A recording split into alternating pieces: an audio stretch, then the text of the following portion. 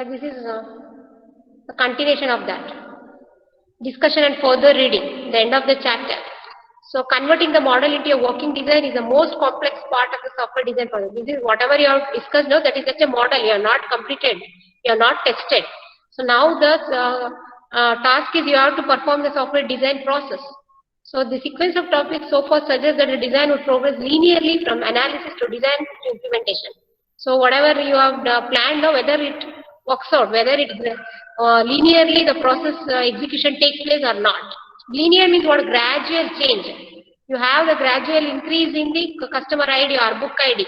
Whether your system will, your software design will adopt with the changes required. That is the challenge here. So for conceptual software and implementation classes, these are the steps. First thing, what is that you are going to do based on the given problem. Here, for example, we took library system.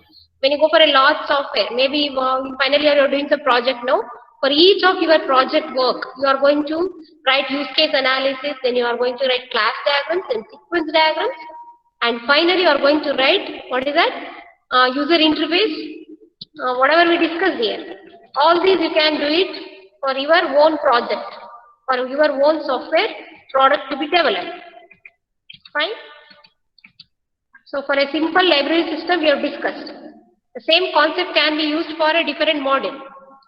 So finding the class is a critical step. First step, whatever the problem is given now, first you should identify what are the different classes you have to come across. That is done in the analysis phase. So we found the conceptual classes. So first you identify it. This correspond to real world concepts. Now based on this, you have to check about the attributes for that classes and present us with a conceptual or essential perspective. So you need to go with the essential. Unnecessary things are not to be considered. Only the necessary things are to be considered. As we go further into the design process, then and construct the sequence. This comes under the implementation part and the construction. First you should be able, once classes are defined, you should be able to write sequence diagrams. Before this, actually you need to know how to write use case analysis. Once use case analysis is done, sequence diagram is easy. So we need to deal with the issue of these conceptual classes. So whatever issue will appear, that you will be able to, you have to find. If there are any errors or if there are any issues in these conceptual classes, you should be able to identify. So we are now dealing with the software classes. So implementation part, we are going to complete. So the last step. So everything is ready for the implementation now. Design is ready, planning is ready, definition is ready, our activity you have already decided. Now let us execute the code for this. So last step is implementation class, which is a class creating using a specific programming language. For whatever you have planned now, write a code using Java or C++ based on your requirement. So decide which programming language is suitable for your design. So the last step is the implementation class, which is a class created using a specific programming language such as Java or C++. The same thing I have repeated here the last time. So these things we have already discussed in the beginning of the unit. Two types of requirement, that is non-functional and functional. Non-functional is concerned with response time, which is nothing but runtime. Functional requirements are concerned with additional features which can be added or allowing for variability. With respect to library system, variability in the number of books and members. Having more sophisticated interface, you should be able to write a sophisticated user interface. So allowing remote access, whether your design will allow for remote access. So all these comes under functional requirements with respect to library system. So I think whatever the library system we discussed now, what type of pattern we use the pattern, packet pattern.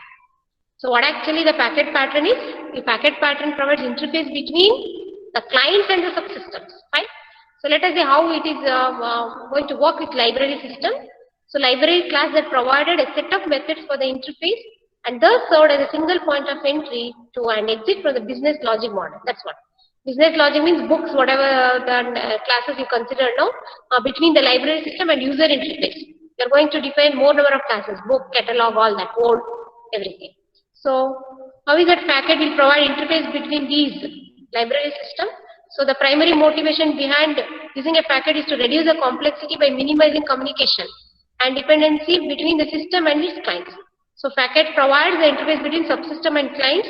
The packet not only shields the client from the complexity but also enables loose coupling between the subsystems and its clients. So what is loose coupling? Loose coupling means here whatever you have designed no subsystem, these are not encapsulated. So these are what encapsulated means tight coupling. You have to go for tight coupling. If it is not encapsulated means you will go for loose coupling. Loose coupling means these subsystems are visible to the clients. Clients can easily access the data from these subsystems. So that is a function of packet. It provides easy access for these clients. So packets are not typically designed to prevent the client. That means it is not preventing the client. It is allowing easily to access the data from the subsystem.